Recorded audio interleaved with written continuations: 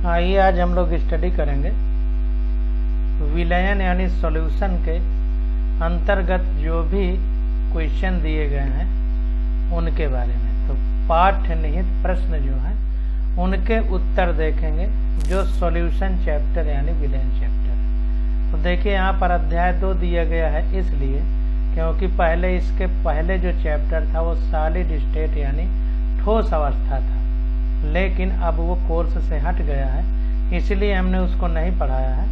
अगर कोर्स में होगा तो उसको पढ़ाया जाएगा। तो विलयन चैप्टर के हम लोग क्वेश्चन एक एक करके सॉल्व करते हैं। तो देखिए पहला क्वेश्चन कह रहा है कि 22 ग्राम बेंजीन में 122 ग्राम कार्बन टेट्राक्लोराइड घुली हो, तो बेंजीन एवं कार्बन टेट्राक्लोराइड के द्रव्यमान प्रतिशत की गणना कीजिए। तो जाहिर सी बात है यहाँ पर बेंजीन कम है, 22 ग्राम है, कार्बन टेट्राक्लोराइड ज़्यादा है यानी 122 ग्राम है। तो हम बिना सोचे समझे ये बता सकते हैं कि कार्बन टेट्राक्लोराइड जो है यह विलायक है और बेंजीन हमारा विलेय है, क्योंकि हमने पढ़ा है कि जो कम है वो विलेय है, जो ज़्यादा मात्रा में है वो विलायक है। तो यहाँ पर हमसे पूछ रहा है कि बेंजीन एवं कार्बन टेट्राक्लोराइड के द्रव्यमान प्रतिशत की गणना कीजिए, कि प्रतिशत के हिसाब से किसका कितना द्रव्यमान है। ऐसे तो द्रव्यमान बता दिया, लेकिन प्रतिशत के यानी प्रत्येक 100 के हिसाब से कितना है। तो सीधी सी बात है कि बेंजीन का द्रव्यमान 22 ग्राम है, कार्बन टेट्राक्लोराइड का द्रव्यमान 122 ग्राम है, क्वेश्चन में दिया गया है। तो विलयन का द्रव्यमान कितना हो जाएगा, ये विलेय है, ये विलायक है, और यानी ये सॉल्यूट है, ये सॉल्वेंट है। तो solute plus solvent equal to solution, यानी विलेय प्लस विलायक इक्वल टू विलयन। तो इसको जोड़ दें तो विलयन का द्रव्यमान आ जाएगा। तो विलयन का द्रव्यमान कितना हो गया, 22 + 122 बराबर 144 ग्राम, ये कुल हो गया। तो जिसका हमें प्रतिशत निकालना है वो बटे टोटल गुणे 100 कर देंगे। जिसका निकालना है उसको ऊपर रखेंगे, नीचे कुल रखेंगे और 100 का गुणा करते जाएंगे तो प्रतिशत में निकलता जाएगा।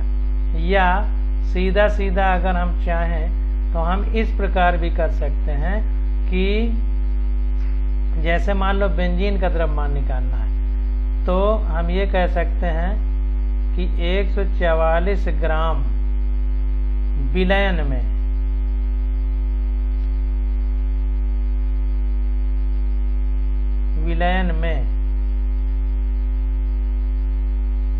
बेंजीन कितना है, 22 ग्राम, क्योंकि इसलिए एक में कितना होगा 22 बटे 144, इसलिए 100 में कितना होगा 22 बटे 144 गुणे 100, 22 बटे 144 गुणे 100। तो ये आ गया 15.28%। इसी प्रकार से Cl4 कितना है, तो अब ये बेंजीन इतना है, तो विलेय प्लस विलायक कितना है 144 ग्राम। तो बेंजीन का प्रतिशत निकल आया, यानी 100 में इतना है।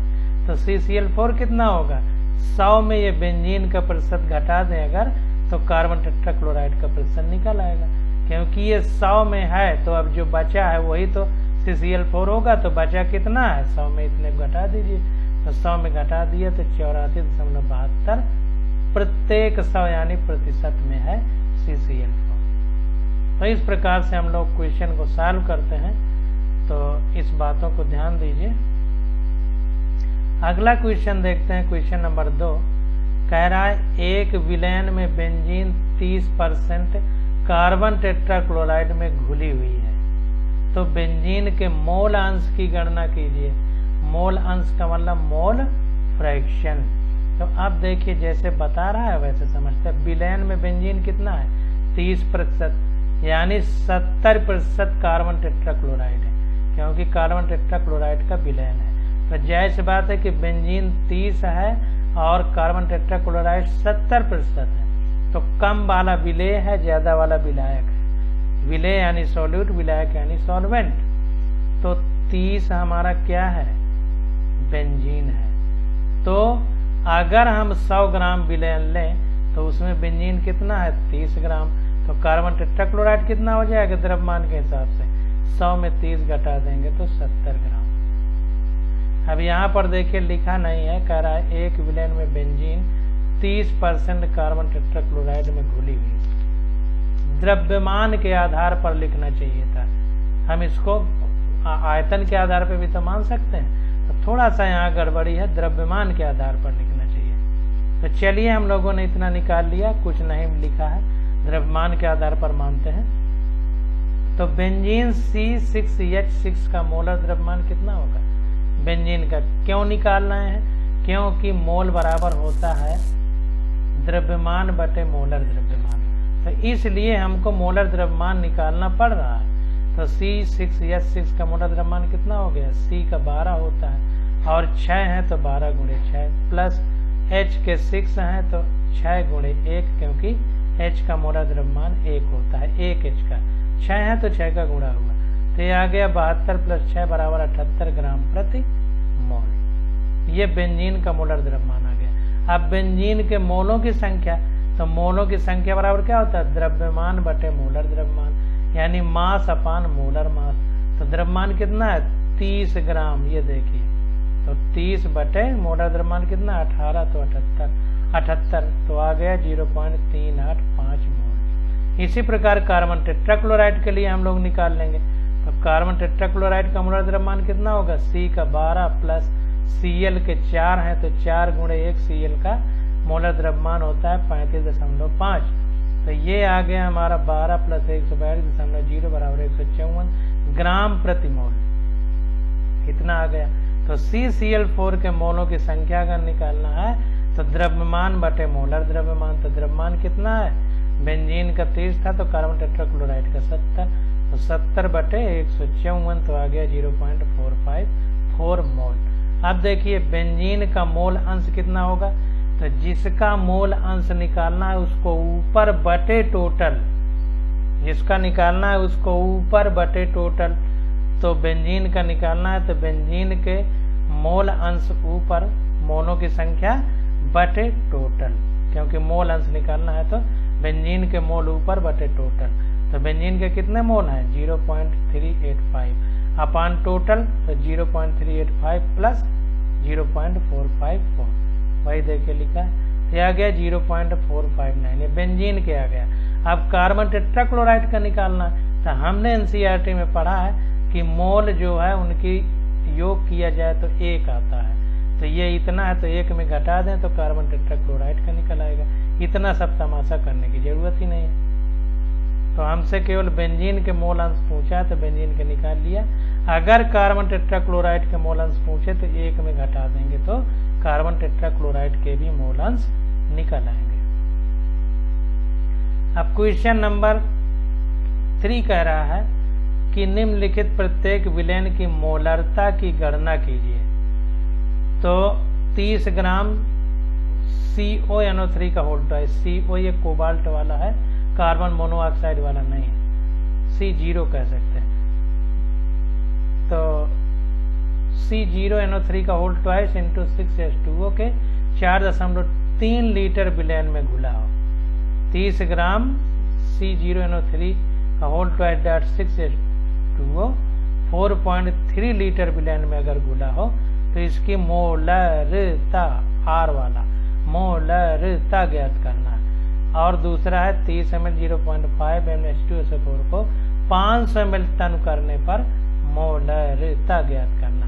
तो मोलरता की हमको अगर परिभाषा याद है तो कुछ भी दिक्कत नहीं होगी, आसानी से पूरे इस क्वेश्चन को हम लोग सॉल्व कर सकते हैं। तो इसको समझने का प्रयास करिए कि मोलरता होती क्या है।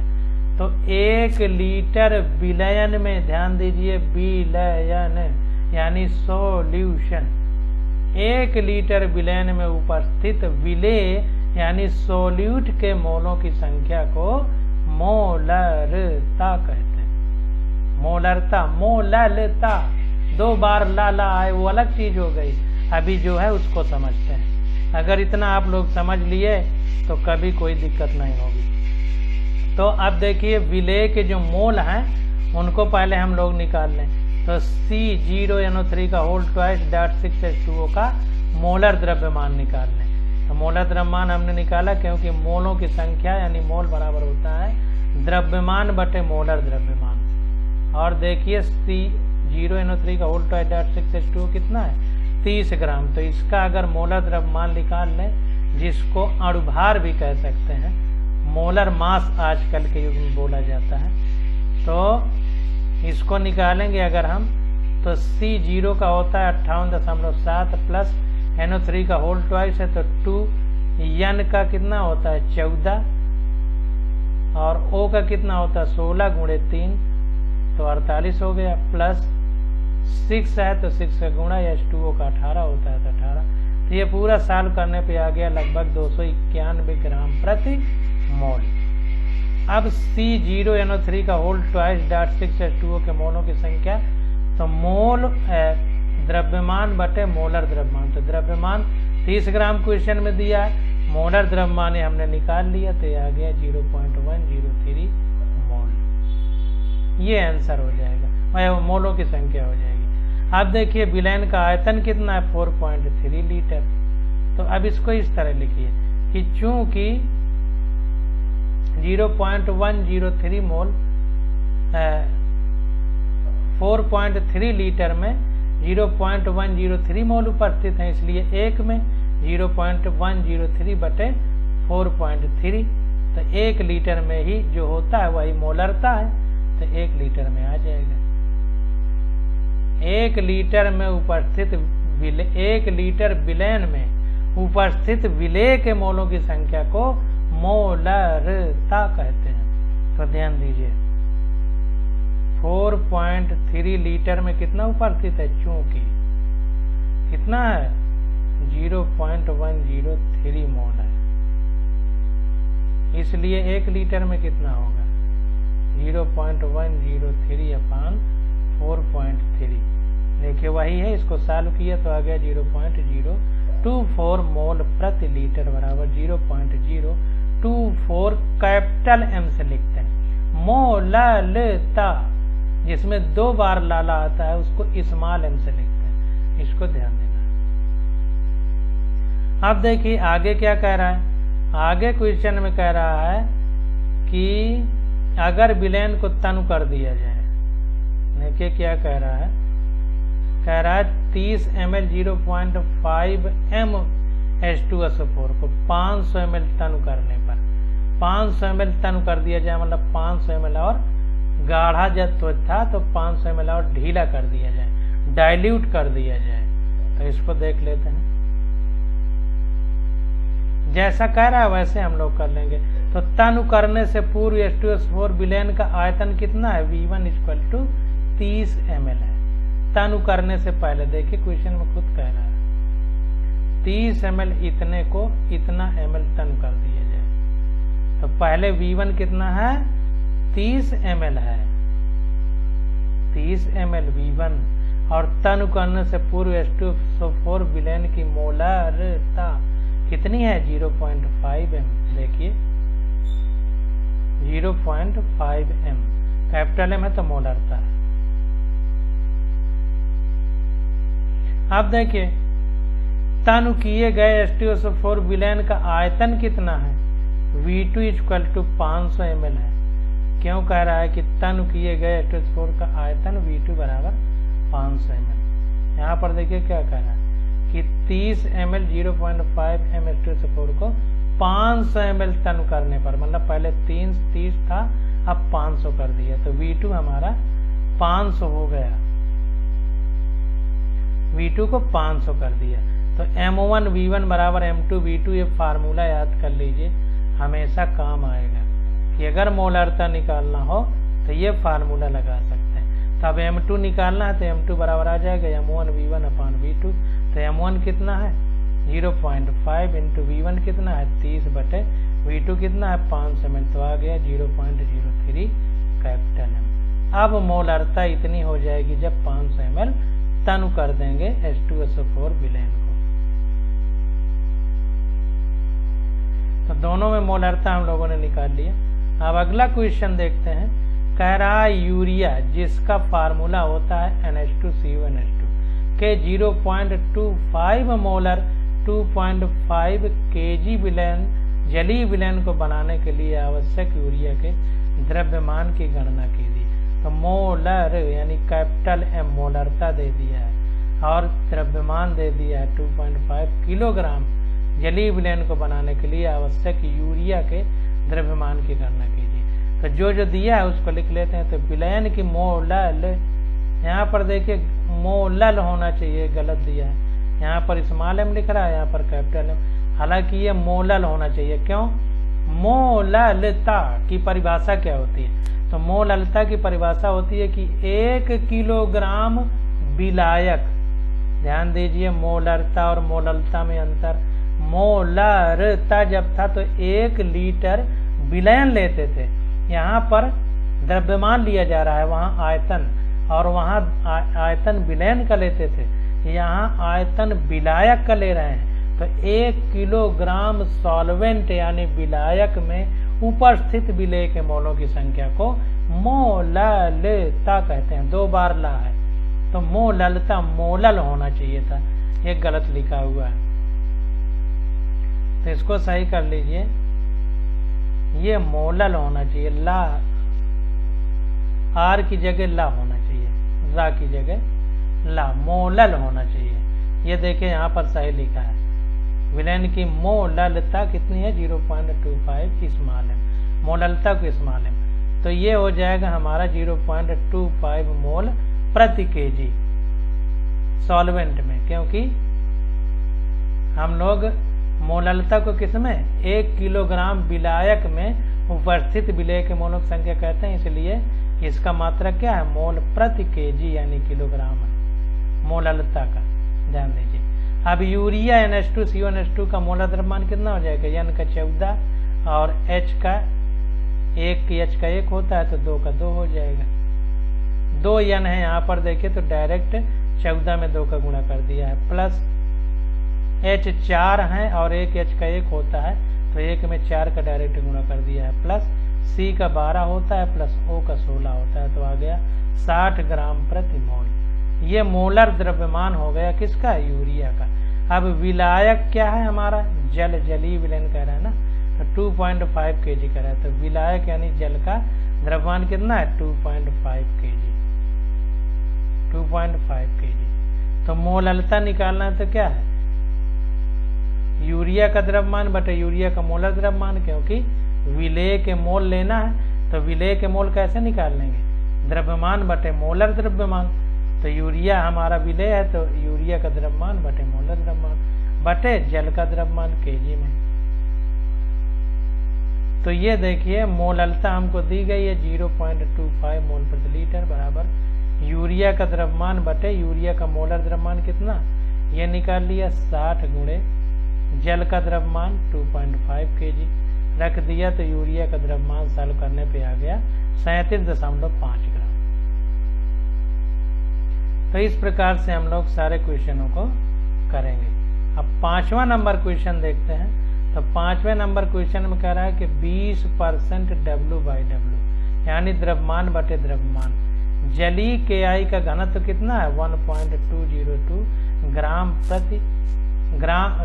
प्रति लीटर है हो, तो KI विलयन की मोललता, मोलरता, मोल अंश की गणना करना। तो मोलरिटी एंड मोल फ्रैक्शन 3 चीज निकालना है हमको। तो एक एक क्रम से हम लोग निकालते चले जाएंगे। अगर हमको परिभाषा पता है तो सारी चीजें निकल आएंगी। तो देखिए सब में हमको मोल निकालना पड़ेगा, चाहे मोललता निकालें, चाहे मोलरता, चाहे मोल अंश। तो सबसे पहले हम सबकी मोल निकाल लेंगे। तो मोललता की गणना करने के लिए क्या करेंगे?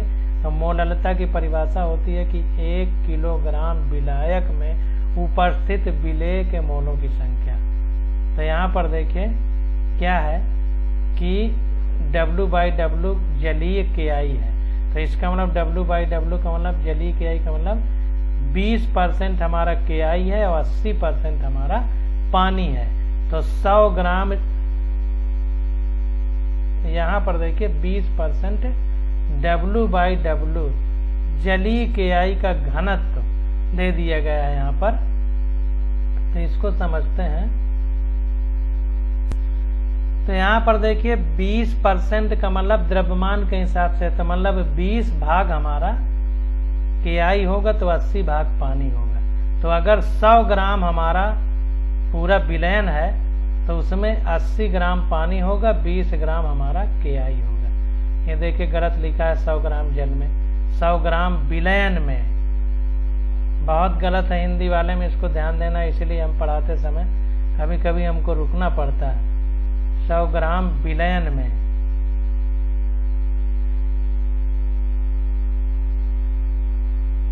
विलयन में KI का द्रव्यमान 20 ग्राम है। तो विलयन में जल का द्रव्यमान कितना होगा, प्रतिशत है यानी 100 में गणना की जा रही। तो जब 20 हमारा KI है तो जल कितना होगा, 100 में घटा दें 20 को, तो 80 ग्राम यानी 0.08 किलोग्राम हमारा पानी हो जाएगा। अब KI का मोलर द्रव्यमान कितना होगा, K का 39 होता है, I का 127, तो आ गया 166 ग्राम प्रति मोल। यह मोलर द्रव्यमान है। K का 39 होता है, I का 127। मोलर द्रव्यमान का मतलब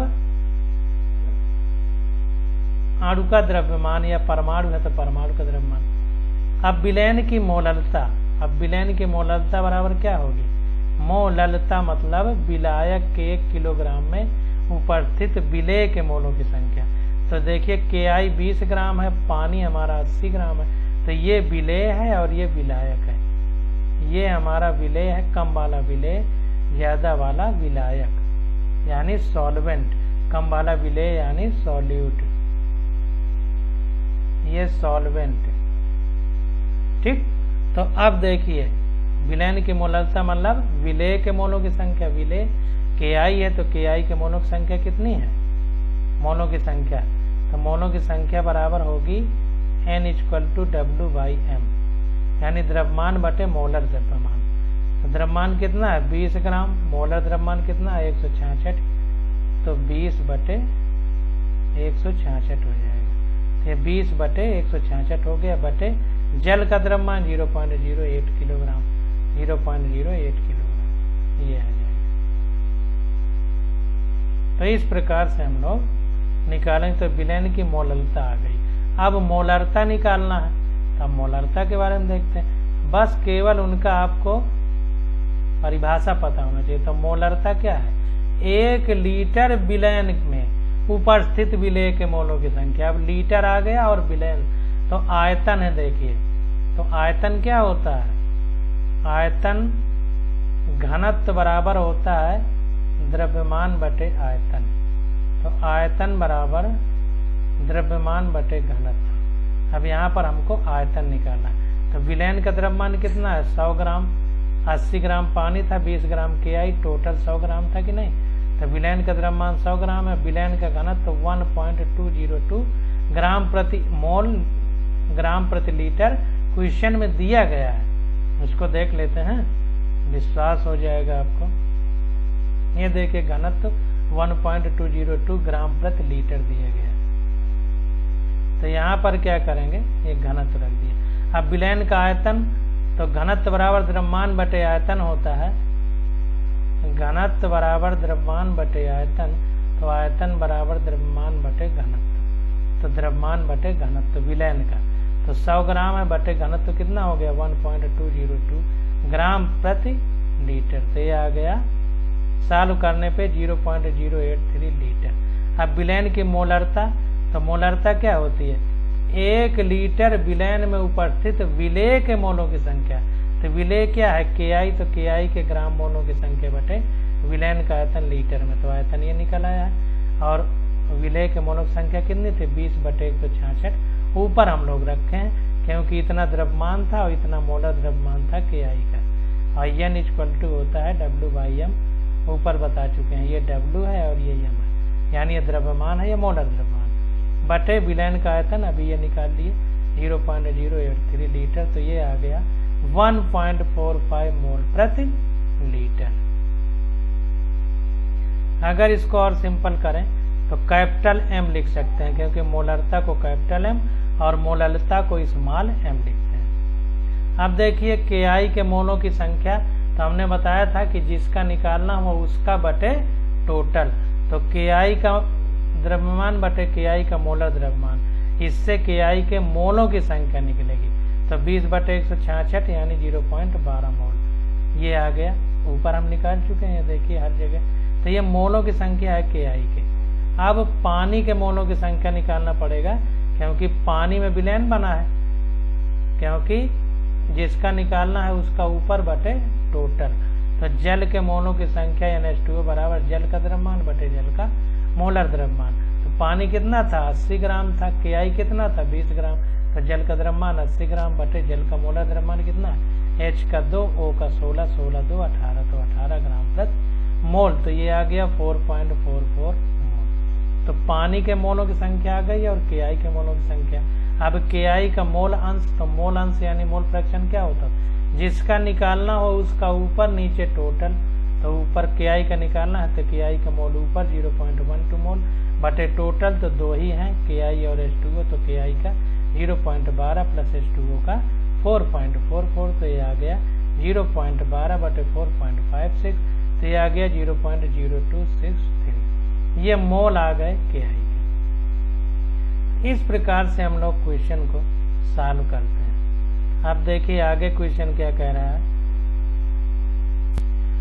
कह रहा है 6वां नंबर, कह रहा है सड़े हुए अंडे जैसी गंध वाली विषैली गैस H2S गुणात्मक विश्लेषण में उपयोग की जाती है।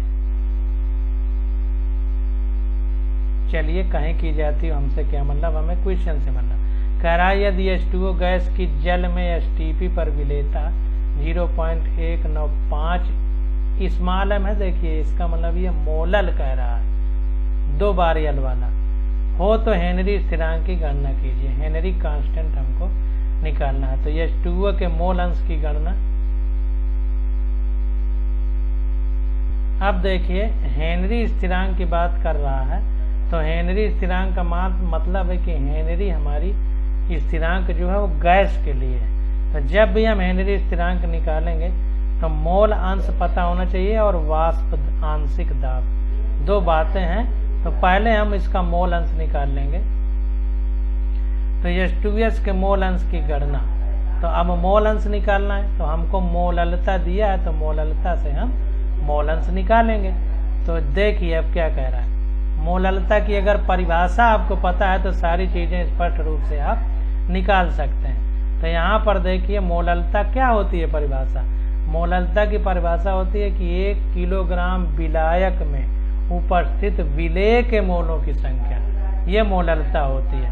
तो 0.195 m का अर्थ है कि 0.194 मोल H2S जल के 1 किलोग्राम या यूं कहें 1000 ग्राम में विलेय है। अब देखिए परिभाषा आपको पता है तो सारी बात क्लियर हो गई। तो 1000 ग्राम विलयन में जल के मोलों की संख्या, तो जल के मोलों की संख्या क्या होगी, द्रव्यमान बटे मोलर द्रव्यमान। तो पानी का द्रव्यमान 1000 ग्राम है बटे पानी के मोलों की संख्या कितनी है, अरे मोलर द्रव्यमान कितना है, H का 2, O का 16 यानी 18, तो यह आ गया 55.55 मोल।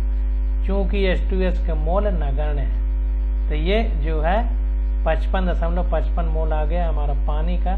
देखिए ब्रैकेट में लिखा है चूंकि H2S के मोल नगण्य है, तो पूरा पानी के मोल आ गए 1000 ग्राम में, पूरा पानी के ही मोल। अब देखिए H2S हमारा विलेय है यानी सॉल्यूट है, तो सॉल्यूट के कितने मोल प्रेजेंट हैं 1 किलोग्राम विलायक में, तो इतने मोल हैं 0.195। मोलालिटी का मतलब यही होता है। तो 0.195 हमारा बहुत कम है, 1 भी नहीं है। तो इसलिए कह रहा है कि H2S के मोल चूंकि नगण्य है इसलिए पूरे पानी के मोल आ गए 55.55 मोल। अब H2S का मोल अंश यानी मोल फ्रैक्शन कितना होगा, जिसका निकालना है उसका ऊपर बाकी टोटल। तो H2S के मोल ऊपर बटे H2S के मोल प्लस पानी के, यही 2 ही हैं। तो H2S के मोल कितना है 0.194, 0.195 है, यहाँ 4 लिखा है। देखिए फिर गलत लिख रहा है, तो बहुत गलत लिखा है हिंदी वाले में, ध्यान दीजिए। तो ये H2S के मोल बटे H2S के प्लस पानी के, क्योंकि टोटल लिखना है। तो ये सॉल्व करने पे आ गया 0.0035। H2S का मोल अंश। अब देखिए हेनरी स्थिरांक की गणना करना है अगर हमें, तो हेनरी स्थिरांक के हिसाब से क्या होता है, हेनरी स्थिरांक की गणना, तो हेनरी नियम अनुसार क्या होगा, x H2S, यानी H2S का हेनरी स्थिरांक, तो ये क्या होगा, देखिए क्वेश्चन में दिया हेनरी स्थिरांक की गणना कीजिए। तो हेनरी स्थिरांक ये KH, H का मतलब हेनरी, K का मतलब कांस्टेंट। तो हेनरी स्थिरांक का जो फार्मूला होता है वो होता है जो भी गैस है उसका आंशिक दाब बटे उसका मोल, ये फार्मूला होता है हमारा। तो H2X H2S मतलब H2S के मोल अंश कितने हैं, ये निकल के आए। तो जो मोल अंश होगा वो नीचे, ऊपर आंशिक दाब, तो x H2S बराबर HTP पर H2S का आंशिक दाब बटे H2S के लिए KH, ये फार्मूला होता है। इस फार्मूले के बॉक्स में बंद कर लीजिए, ये इम्पॉर्टेंट है कि H2X के मोल अंश बराबर HTP पर H2S का आंशिक दाब बटे H2S के लिए KH। अब KH निकालना है तो x H2S नीचे चला जाएगा, KH इधर आ जाएगा, तो H2S के लिए KH इक्वल टू H2S का आंशिक दाब बटे x H2S, यानी x मतलब H2S के मोल अंश। तो आंशिक दाब कितना है 0.987 बार है, अपान मोल अंश कितने हैं 0.0035, तो ये आ गया 282 बार, ये KH की वैल्यू हो जाएगी। क्योंकि मोल फ्रैक्शन का तो कोई मात्रक होता नहीं, मोल अंश है तो मोल मोल ऊपर नीचे मोल मोल कट जाएगा, तो कोई मात्रक ही नहीं, और दाब का मात्रक है तो बार में लिया गया है, तो KH का भी मात्रक बार हो जाएगा। तो H2S के लिए हेनरी कांस्टेंट कितना आ गया 282 बार।